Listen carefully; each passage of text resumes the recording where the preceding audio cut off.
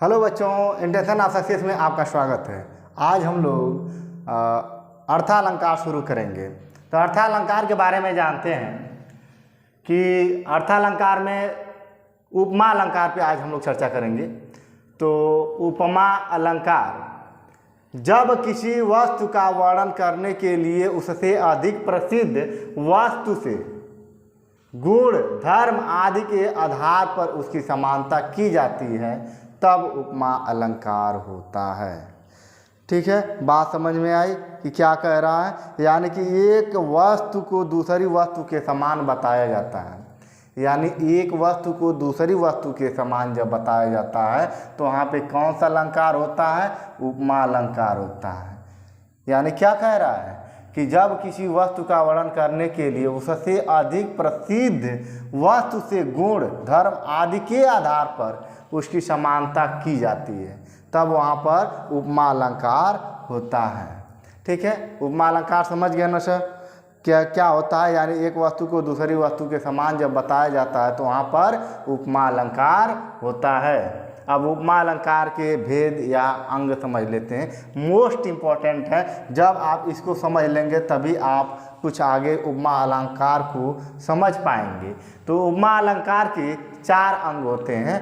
कौन कौन अंग होते हैं? यहाँ पे देखिए, उपमेय, उपमान, साधारण या समान धर्म, वाचक शब्द। ये 4 चीज़ें आप समझ लेते हैं तो आप उपमा अलंकार को आसानी से एकदम समझ लेंगे।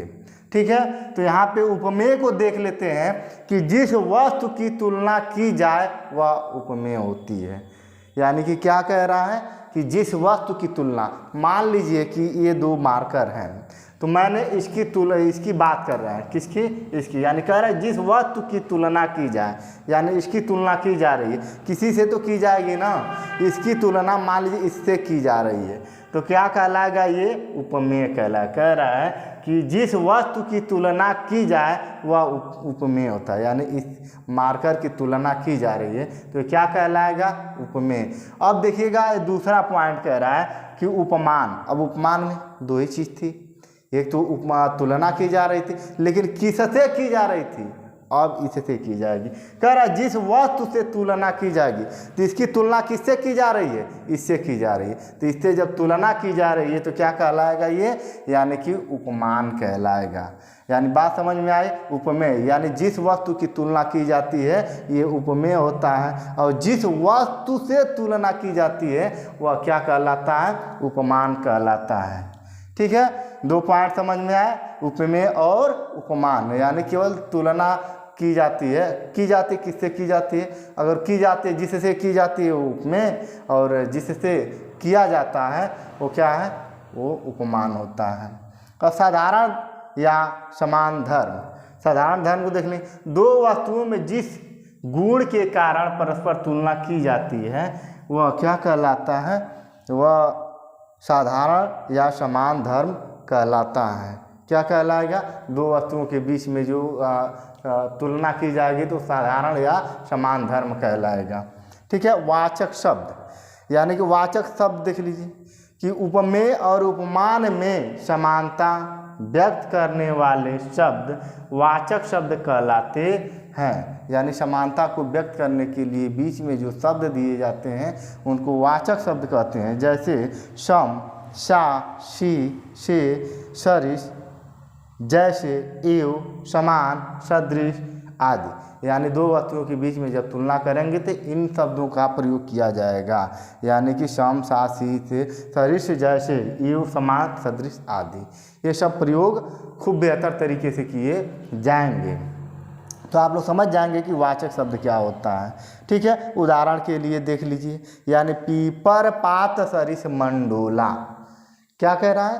पीपर, पात, सरिस, मंडोला। यानी पीपर के पत्ते के तरह मन का डोलना। कैसे? पीपर के पत्ते के तरह मन का डोलना। यानी कि मन क्या हो जाएगा? यानी मन क्या होगा? उपमान। मन यानी कह रहा है कि जिस वस्तु की तुलना की जाए, यानी किसकी तुलना की जा रही है? मन की। यानी ये क्या है? उपमान है, सॉरी उपमेय है। क्या है? उपमेय। अब पीपर, पात यानी क्या है? यानी कि इससे तुलना की जा रही है पीपर के पत्ते के समान। यानी पीपर के पत्ते की तरह क्या हो रहा है, मन डोल रहा है। तो यह हमारी ये किससे तुलना की जा रही है, यानी कि पीपर के पत्ते से तुलना की जा रही है। तो यानी ये क्या हो जाएगा, उपमान। डोला साधारण धर्म, ये क्या है, डोल रहा है, तो कौन सा धर्म होगा, साधारण धर्म। यहाँ मैंने बता रखा है कि साधारण दो वस्तुओं की जिस गुण के कारण परस्पर तुलना की जाती है वह साधारण धर्म, यानी कि गुण, यानी क्या कर रहा है, मन डोल रहा है। तो मन क्या कर रहा है, यहाँ पे डोल रहा है, तो डोलना क्या है, साधारण धर्म है।